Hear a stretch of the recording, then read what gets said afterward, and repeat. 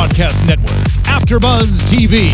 Over 20 million weekly downloads in over 150 countries, and your number one source for after-show entertainment.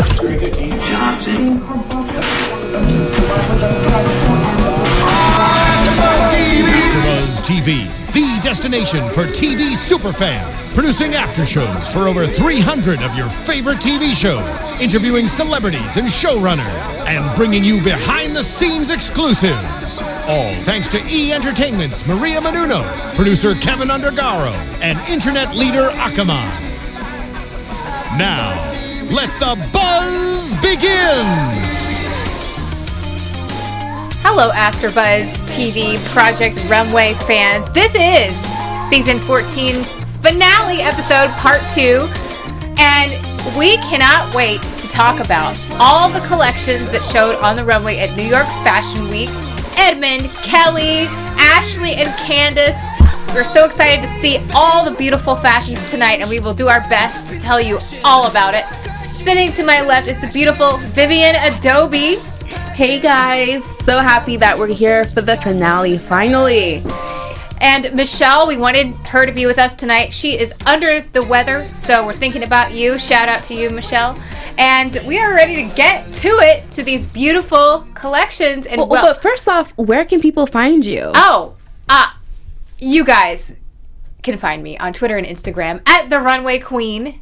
And I'm just so excited to get to this beautiful finale show. I couldn't even talk about Twitter. Hello. I'm just happy that all 4 designers got to show, and that they pushed themselves and can make, they made something that they could be proud of. What did you think? I definitely agree. Well, I partially agree. Yes. Because I do feel like, once the critiques happened with the mini runway show, some designers didn't necessarily hold on to their voice. The main one I'm talking about really is Candace. She definitely had to pare down, tone it down a bit, because she was being told it was too costumey, but I feel like she went too far. I feel like it's a little two-edged sword here, because you have Tim Gunn talking to Kelly, telling her to bling it up, make it crazy, add the glitter, add the bling, bedazzle, go nuts. And more is more. And then you have Candace, who did more is more, and they were like, tone it down, this is too much. I disagreed. I wish that she would have kept the whimsy and fun of how it was, because I think even though it was a beautiful collection, a lot of that joy was kind of taken out of it. Because that was her joy that was taken out of it. Yeah. I feel like there could have been a better balance, because there were some looks that clearly need to be taken down a notch, because it was, some of them was really costumey, but I think she did it with every single piece, and she didn't have to do it. Especially, we were both thinking about that last look, and I was like so disappointed, because it looks so good on the mannequin piece with the full skirt, and then you look on the runway and like there's so many uneven hemming. It was like fashion blue balls. Can I say that? Because it was like deflated. It was like exactly. It was like an umbrella had been just taken down. It was just, that's it. No rain, no nothing. She didn't seem that excited either. Like her whole voice was just kind of silenced a bit. But then you see other people like Kelly, she took the direction and went ham and really got to show her authentic self and be who she is as a designer to the umpteenth degree, which is great for her. Tim Gunn comes to Edmund in the workroom and says, Edmund, when we had a finale last season for season 13, Sean Kelly had a lot of fringe, and the judges were saying, I don't know how much fringe we want to see from you. And he just said, you know what, I'm going to show it because I love it and I'm going to own that. And Tim was telling Edmund, you should own the ruffles. That's what you want to do it. But I feel like, okay, he had the ruffle looks in there, but he got rid of the ruffles, so it's kind of like a mixed message. Well, I can agree with you, because if he had more of the ruffles infused throughout more of the dresses, it probably would have looked more cohesive as far as a collection. But overall, I think that the judges didn't like the ruffles, period. So maybe if he had nixed all the ruffles, he could have been standing as the winner, because they clearly like his aesthetic and his style. But I do applaud him for staying true to his, we're just what he wanted to do. We're just not so sure about the editing that was made to the garments. That's all I think we're saying. We love these designers and their ideas. I think their ideas originally are always the best. I mean, yes, there's things that you can take as far as advice, as little like touches to things. But I think as a designer, you got to be confident. You got to be loud and proud and just do what makes you, you. Right, and it's funny because to the people we've been talking about the most, Candace and Edmund, they were the ones who, after the mini runway, had kind of the hardest job. They basically had to, I mean, if they're following strictly what the judges said, they had to basically redo a big chunk of their collection in 2 days, which is crazy since they've had weeks to prepare this whole line. And I also think that it was too far for the production team to tell these designers, you got 2 days from this 3-look show to your finale show. I think that it hurt them. It really hurt the designers to not have more time to edit and relax a little bit. I know it's not relaxing at all, but, you know, let things be how they should be. And marinate a bit, you know? And there was that other bamboo piece coming from Candace that didn't get shown at all. Yeah, the skirt, and I was waiting to see how the heck someone wears that, for one. I mean, talk about something fresh. I mean, it's not that these items that are coming from the Asian culture are necessarily something new, but they're done in such a vibrant, fun fashion that I think it could have been a moment, a runway moment. Right. And so what if Candace is theatrical? Maybe her design aesthetic and her ideas are costumes. And if there are actually a lot of costume designers that have gone on to dress celebrities on the red carpet. That's true. And it may not be as well known or widely known, but you have the costume designer for Audrey Hepburn, Edith Head. That's her name. Mm-hmm. She did every Audrey Hepburn movie. She stayed with her through her career. Wow. And I have seen, you know, Audrey Hepburn's photos of her on the red carpet wearing some of the pieces that were, you know, also from Edith. So I think that is pulling from history, but there is a chance for someone who's very theatrical to translate into red carpet, to translate into something that you want to buy off the rack. Mm. And I feel like the show has moved to the point where they want more not off the rack, like more like Bloomingdale's, more but like you can order it online. Yeah. And because that's... It wasn't like this before, per se. It's become more catering to consumers. It's become almost like, oh, I'm just going to be home shopping, which is interesting and cool because I like home shopping. But when you're showing at New York Fashion Week, it's about pushing the envelope. It's about being new and interesting, fresh ideas. Right. And I think drama, too. And innovation. I think that's the key word. Project Runway has always been about who's the most innovative. Mm-hmm. And I think that I'm happy with the decision that they made, and we'll get to that later. But wait, actually, I have a question for you because me and Michelle and I, whatever the correct grammar is for this, last week's episode we talked about who we predicted would win, and we said who we predicted would win and who we personally wanted to win. So before looking at the final collection, before looking at the final runway show, who did you have in mind as the front runner? Okay, from last week's episode finale part 1, when each designer showed 3 pieces to the judges. Mm-hmm. I actually loved Candace. I wanted Candace to win. I thought what she was doing was really cool and interesting and a little bit different to mix up like leather with Asian culture, and I was excited by what she sent out, and I thought it looked the most polished, to be honest with you. I liked the accessories. I don't know about the hat. The hat was a bit distracting. That could go. But I love the little piece that was like kind of sticking out of the model's head like a card. I wish I could describe it. She's sticking so much out that I don't even remember what was there. I like the accessories. I know that you need to edit and take the advice, but you don't have to get rid of everything. Right. So So I really thought that she showed such a strong 3-piece little collection. I was thinking, wow, okay, Candace, you go, girl. Like, and I liked what she was doing in her workspace in San Francisco. I liked that she was going big with that giant ball gown skirt. Right. I thought that was great. Like, yes, show me the drama. This is not only Fashion Week, it's TV. I like it. I want to see it. Like, it was exciting. Yeah. I kind of wonder if she wishes that she would have just done it. I feel like she probably does. But at least she did it in that 3-piece collection. Definitely. And I don't know, But Candace, if you are listening, oh my gosh, if you're showing this collection again or something like that, I want to wear that ball gown so bad. That big, huge, crazy skirt. Like, as a model, like, it's just exciting, and you want to like cry tears of joy when you see something like that. You're like, yes, this is gonna be a runway moment. It would have definitely been a runway moment if the skirt. The ball. But luckily, I saw it on the mannequin in the workroom, and I was proud of Candace already. So even though she changed her mind, we still got to see what she was doing. Well, speaking about the workroom, we haven't talked about Ashley. Oh, wait a minute. Okay, I really wanted Candace to win, but after seeing that mini show, I thought that Ashley would win. Okay. So I loved what Edmund was doing, and I love what Kelly was doing, but that's my.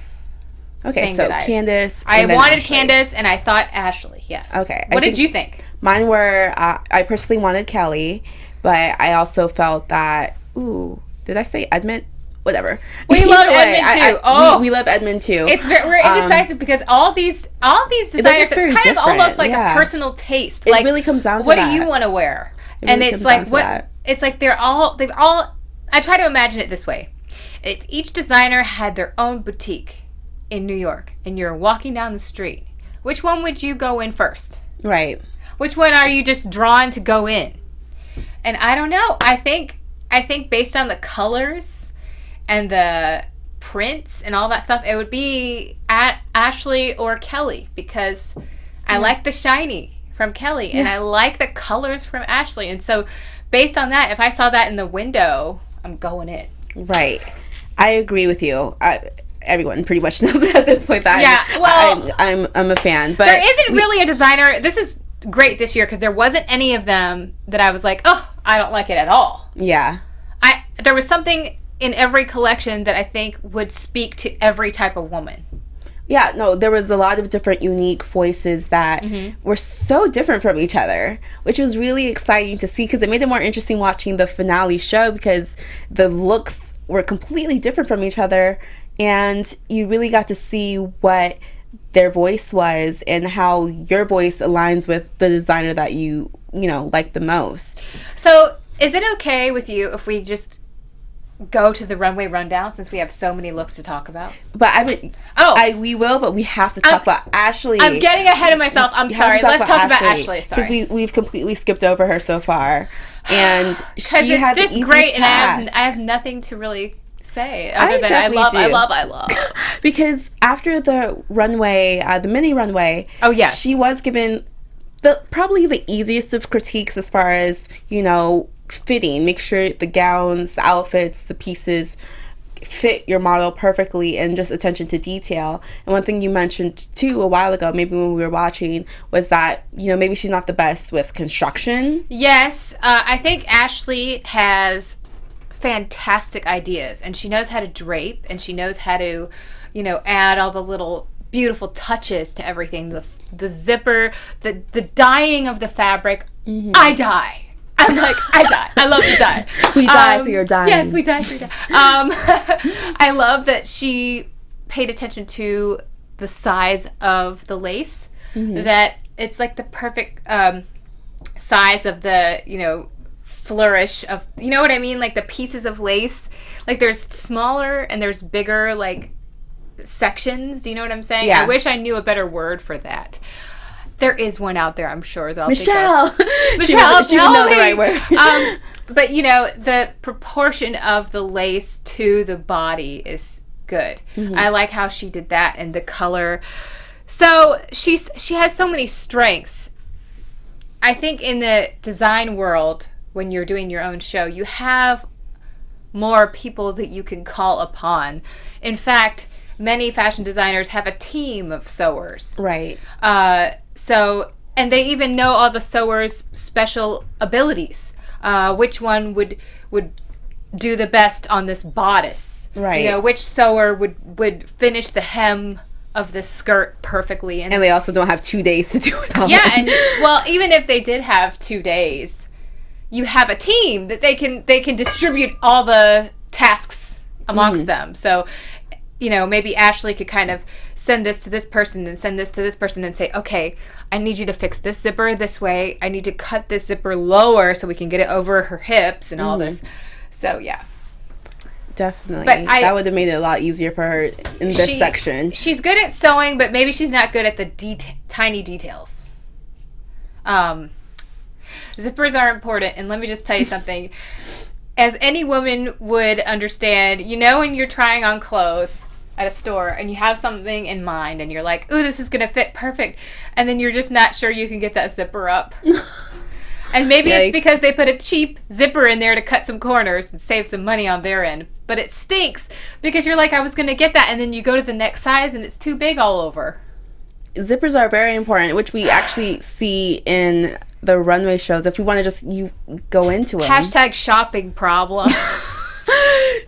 I'm just telling you, it doesn't matter how tall or short or wide or thin you might be. I feel like every woman has that problem. It's just like, really? I used to be that size, not anymore in that brand, and then this brand I'm smaller. What's happening? Yeah, and when Ashley was having the issues with the zipper backstage before their show started, that actually makes me think of that, because she was like, you know, if I had just cut it a little bit higher, a little bit lower, maybe I wouldn't have to be like, you know, having my model kind of like jump into it a little bit. Well, yeah. And then it ended up busting, unfortunately. But obviously they made it work because the model walked. And this is the thing that's tough as a model to remember, is that it's not the model's fault. It's the clothes. It's something went wrong with a zipper, or, you know, that you have these zippers that are invisible zippers. Oh, those are the worst. Oh, geez. I mean, give me a break. Yeah. So, moving forward, anything else before we jump into? I think we hit basically everything. I did think that it was cool that Tim Gunn was able to go and, you know, swoop in and go to Mood and grab some stuff for Ashley and also for Kelly, especially the fact that he got all the glitter. Why do I feel like Tim Gunn didn't really run that errand? It doesn't matter. He came back with 20 pounds of glitter. I like to think that he went himself, but I feel like it was an assistant person. But no, you're messing up the TV magic. I'm sorry, Tim. I hope that you did. I think he might have. Maybe he went with someone. I'm fully convinced he got all that glitter. Okay. He's like, look, it's 20 pounds of glitter, Kelly. Oh, my heart rejoiced. Yeah. Vivian loves Queen. Kelly. Not just that. Glitter. I love the sparkle. I'm ready for the glitter. But I think everyone here is ready for the runway rundown. Yes, here we go. Rundown. So first up, we have Kelly. And it's Kelly from the deli in New York. And she's ready to wow everyone with her Disco Studio 54 street style craziness. This collection definitely was fun. It was flirty. It was very young. I actually thought it verged, dare I say, on trashy. Oh, it didn't verge. There were pieces that were slightly trashy, which even Zach Posen mentioned. Well, yeah, there were some questionable hemlines. But I did love some of the sheerness. I wasn't always a fan of the color that she chose for the sheer fabric. I think it would have been cool in black. Okay. That's a whole different idea altogether, but I shouldn't nitpick too much because it was a very fun collection and you really understood the vibe of this girl. Right. The vibe of the customer, the fact that this is, you know, fun, young streetwear, it's hip, it's kind of for the girl in her 20s that's out on the town in New York. She's definitely this hemline in particular, it's definitely pushing the limit, but there is a customer for that type of hemline. I feel like some of these pieces could be seen in like a Topshop. Oh yeah, or a Zara or H&M. When I look at this line, I think of I said hem. the Young Hollywood set right now. The Cara Delevingne's, the Kendall Jenners, Miley Cyrus, Zendaya. Just people who are really into funky, fresh, modern, a little risque looks. And it's funny that it is modern, however, it is a nod to the past. Right. She has a good balance of that. I like the detailing of her accessories. To those of you that may be listening in to our podcast, first of all, thank you. Second of all, if you cannot see the pictures or if you did not watch, this collection used a lot of brown tones, tan tones for the mesh parts. There were a lot of pieces that included fanny packs. Yes, her signature fanny packs, which I think was cool. She's bringing back the fanny pack. I also love that she had some of the models had headphones on that were full of glitter, and she also went back in the workroom and bedazzled all of her shoes, which was and they were platforms, which is cool. Right. This girl's definitely like a downtown Julie Brown. She's like I'm too cool for you. Like some girl you would see walking down the street and you're like, I wish I was that cool, but I am not. And that's like the girl that Kelly designs for, the one that's cool, fearless, effortless, which is going on just a teaser for later on. Something that the judges mentioned is how fearless her collection is. I think it also speaks to multiple generations, because it's kind of like, yes, it's the young Hollywood girls, but it's also like the people that were partying in the 70s and now they're older and they're like, I used to wear that. I used to wear that. Oh, you like that? I have it in the closet. Yeah. Meanwhile, my like party girl days were back in like 05, 06 in New York. So it was a little bit. I'm like not that nostalgic yet. I'm okay, but yeah, this is definitely But with all that being said, all the fun of it, I don't love it as far as a Project Runway winning collection. Mm-hmm. It just doesn't seem to be something that everyone is going to want to go and buy right away. It does have a customer, but it may not be as broad as what I want it to be. There are a lot of details that are sequins, patterns. I like the deep plunging necklines. I think that's really sexy. The gold look that's on the screen right now is actually my favorite of the collection. I was about to ask you which one was your favorite. Yeah, this one is my favorite, and then there's a gown towards the end, the second to last look, that I loved. That's all white with like some bling on top. This one. I thought that was very cool, and it was just it kind of reminds me of American Hustle. Yes, the movie. Yes. Yeah. Ooh, Jennifer Lawrence, J-Law. She could rock that one. Okay, so, well, if we were going to throw back to our previous episodes, if we were going to rate her collection on a scale of 1 to 10. I am sad that I wrote this, but I'm going to be honest with you guys. I gave it a 5 because I kind of thought instead of being fun club girl, it was more of a walk of shame. Oh, geez. Such a drastic opinion, because I gave it an 8.5. But now that I look more closely, like some pieces I say 10. Mm-hmm. Some pieces I say 5. So that's, okay. That's fair. I went on the low end. I must have written 5 when I saw something when I saw those shorts, the like biker shorts, I wanted to scream at the TV. No, not the biker shorts. Okay, anyway. You gave it an 8.5. I gave it an 8.5. There were pieces like you mentioned. I wasn't a fan of the biker shorts either. No, but overall, girl, I thought it was fun. It was biker funky. Shorts. I really loved it. Okay. Yeah, I was a fan. Okay. But now to the next one. I don't love some. Here we come with Edmund. Or, yes, here we go. The first girl came down the runway, and I was in love with the collection from the beginning. It was Can we talk about the music, too, for this collection? Yes. Oh, my gosh. So dramatic, so powerful, so, like, was about to commence. Like, Yes. I was so enthralled. And I like that he said, this is dedicated to my mother. This collection is called Anna's Roses, which immediately reminds me of roses. Ryan's Roses on Kiss FM, which is a whole different story. Have you listened to Ryan's Roses in the morning? No, but this is when people are afraid that their partner is cheating on them, and they try to send them, like, they have someone call in and say, hey, you can get a free dozen roses. Who do you want to send them to? And sometimes it's not their wife. Oh, gosh. And it's a scandal. Well, anyway, going back to someone who respects women. Yeah, I'm sorry. Edmund. Side note, yes, and we love you, Ryan Seacrest. Sorry, I just had to say that. Okay. Edmund's collection is sexy, playful, sophisticated. Well, some pieces more than others. He loves women. You can tell that he understands a beautiful, gorgeous woman's body.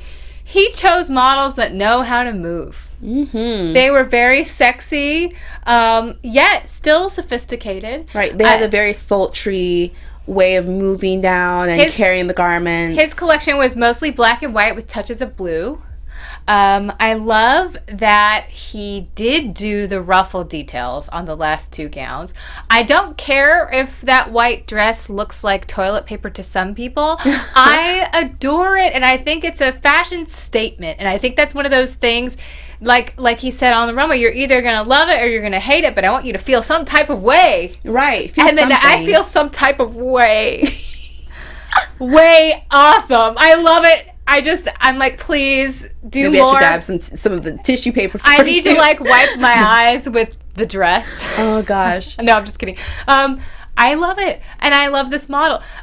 This is my least favorite, actually. Me too. This one felt like I just need to hurry up and make more items. It felt like an afterthought. This print of the skirt, I just thought it looked tacky. It's a fitted, like, mini skirt that could be sexy. It's white with black swirls. I don't like the swirls. It just doesn't go with the rest of the collection either. No. But I like that he maintained some of the sex appeal from the rest of the season. He did a couple of shorter dresses that were much more, the fishtail one was great. I love that he echoed that red dress that won him the challenge for Just Fab. Oh yeah, I didn't even think about that. But he pulled yeah, from totally that, did. and he added the crisscross element of the ribbon down the front of the low V neckline. I like that it's a high-low hem because it's still sexy but sophisticated, and I think because he chose to do the ribbon down the front of where the cleavage would be, it's a little bit kind of more universally flattering for a lot of body types. Okay. So I think he was thinking about how women want to dress and how women feel when they're in his clothes. And I could go on all day, but Edmund, bravo. And I love that you put that playful dress right in there in the middle, because that is something kind of unexpected from him. It's like sweet and sassy and still sexy. And one thing I love too is that he paid attention to the judges when they said, bring back the sexy that we've been seeing all season. Don't make it all so covered up or so, completely different than the voice that he's been having. Yeah, and you could tell with this runway show, he brought it back full force. I think he was thinking of like some other idea of a different type of woman. And it's like, Edmund, just take the woman that you've been designing for all season and just add on and expand on her life. And he did that. And I love that blue dress with the different tiers of ruffles. That was a great one. And because again, it was still sexy but sophisticated. And of course, I love that he had a redhead. Hello, holla.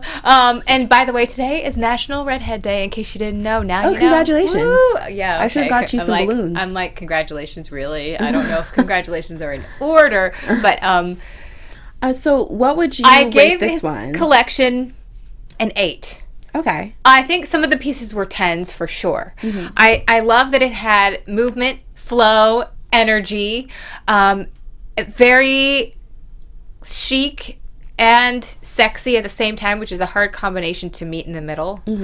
I gave it an 8 only because it felt like some pieces were from different women's closets. Okay. Like a different style direction. But I love all of it. So, yeah, that's why I was an 8 instead of a 10. Okay, I actually gave it the same thing, an 8, because overall I loved his collection, but there were some pieces that were really question marks to me. But I did appreciate the fact that he did find his voice again, and just the drama of the show was everything to me.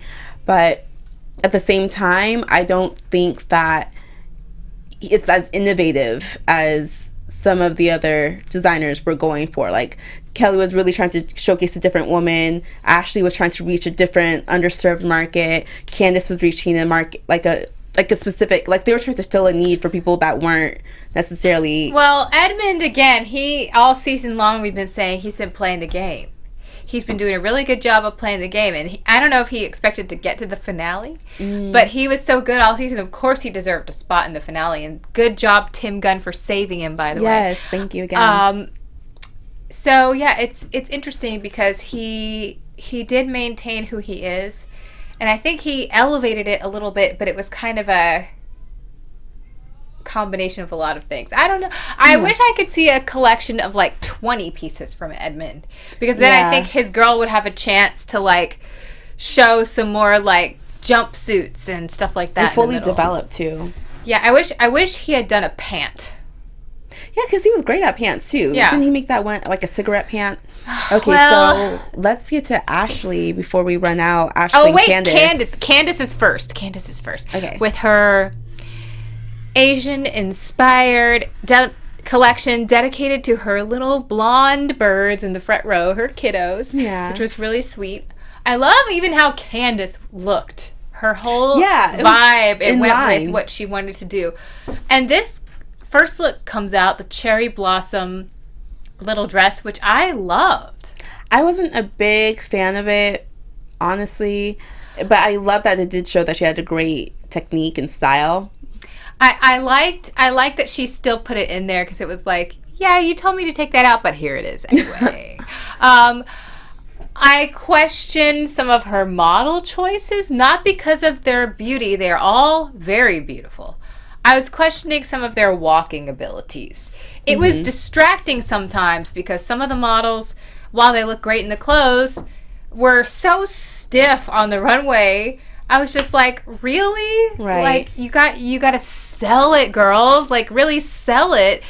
I'm sorry, but some of these looks I thought were on the screen is currently the best look. Oh my gosh. Yes. But some of the looks were underserved by the models, and girl, you better serve it. That's what I'm saying. Like, this is Project Runway. This is the finale. You have to want your designer to win. Right. And have that in your mind as you're walking. And some of these girls, maybe they haven't watched the show. They don't know how big of a deal this is for them and for the designer. Well, it's New York Fashion Week, so I would hope they'd have some sort of idea as to how big of a moment this is supposed to be. I did love the red leather gown that was fitted. It was very sexy. It would look good on a lot of sexy Hollywood girls. I don't know how good everyone would feel in it. Yeah, but this isn't for for everyone line. Exactly. This is a specific customer. I didn't notice how much leather she included. I feel until the actual runway show. I feel like the song, it should have been like, "Witchy woman, witchy woman." Anyway, it went from sweet Asian inspired to complete 180 to like, I actually don't see the Asian inspired at all. No, and I wanted her to have that bamboo, to have the big skirt, because this look that is on the screen right now was her last piece, and unfortunately it was very drab and just hung there. This was something that was supposed to be exaggerated. The skirt. Bodice was fitted to the body, and then the bottom half of the skirt was way out there, ball gown, like structured. And also, I'm not a fan of the fact that even though she edited the dress, it doesn't do any favors for this model's body. It's not making her look sexy. It's just hanging there. She doesn't look confident. And the fact that it is too short is also like, you know, the last straw. It's like, really, Candace? That was actually the first thing you mentioned when we were watching I was bothered by it. It's very distracting when you can see the model's feet, because, you know, it's a fashion show and it has to be perfect. And, you know, this gown is it's hitting the ground at the right point. You know, it's the right length. I also was not excited about the hair. Now, normally I love this hair, the like Victoria's Secret curly, flowy, but it didn't go with this collection to me. It needed to be sleek. At least, like, if it's going to be down, make it be straight, like stick straight hair. Right, because I think she needed a more powerful hairstyle. And this look on the screen right now is such a wonky fitted dress. I almost want to be like, who made this? And also, okay, this model, beautiful again, but she had like one arm that was like hanging by her side and one arm that was moving. Oh no. And it was just, maybe that doesn't distract other people, but it distracts me from looking at the clothes when the models are just a little bit inexperienced. And maybe she's like, girl, I am experienced. I was just, you know, having a bad day, and that's okay. So what would you rate this overall collection? This collection was a 7 for me because I love some of the pieces, but it did not go together. Heidi Klum was right when she said it was not cohesive, and it definitely... Oh my God, I wish she would have just gone with what she wanted to do. Right. I gave it a 6. Yeah. Yeah. She toned it down way too much. She lost her voice. The fabrics, like, nothing made sense to me in the overall show.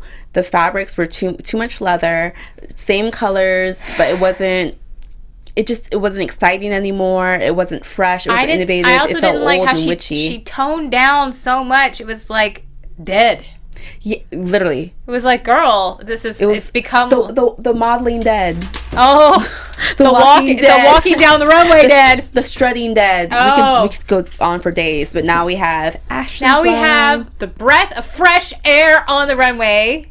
I'm doing a bird move. I don't know why, because it feels very like, here I am, I'm going to peacock. This is Ashley Tipton, and let me tell you something. As soon as that first model came out and turned the corner, I was feeling very joyful. Yeah, this it was collection, a very happy one. I always say, when a collection leaves you with just feelings, like good emotions, and you're not hung up on technicalities, then it's a winner. Then you know that the designer has spoken their true voice of what they want to say, and you have a visceral reaction. You feel it inside, like you almost feel how the designer feels when they are making and creating it and sketching it and, you know, putting it all together. Like, you really understand what Ashley was going through. And personally, I thought this was such an emotional, great thing, because not only was it the first collection to be shown on Project Runway, all plus size women. Yes.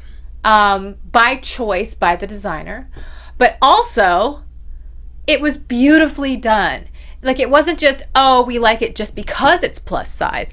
It's also because this collection is exquisite. It would be great on regular size models, whatever that means. You know what I'm saying? Mm-hmm. I think it was so vibrant, so fun, so exuberant, and just like it just makes your heart sing.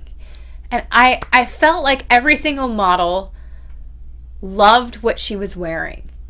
And these models were great. I was having more fun watching them than definitely I love this some of the other shows. This plum, oh my gosh, lace gown with like it, and underneath it was kind of like a 1950s swimsuit shape. Yeah, but what I loved about this look overall, this was my favorite, and Carrie Underwood later mentions that it's her favorite too, was that it's so classy and sophisticated, but then it has a little peekaboo of like the underwear that's like, whoo, you know, because I like that. Because a lot of people associate plus size fashion with, you know, having to be a little matronly, covered up, and Ashley's collection was very flirty, saying that, you know, no matter what your shape is, what your size is, you can be confident, you can be beautiful, you can be sexy, you can be flirtatious too. Yeah, you can be a little flirty. And this ball gown skirt, okay, I actually hated this look. I have to say the same thing that I just said about Candace's dress to make the playing field even, because I did notice that the bottom of it was not skimming the ground as it should have been.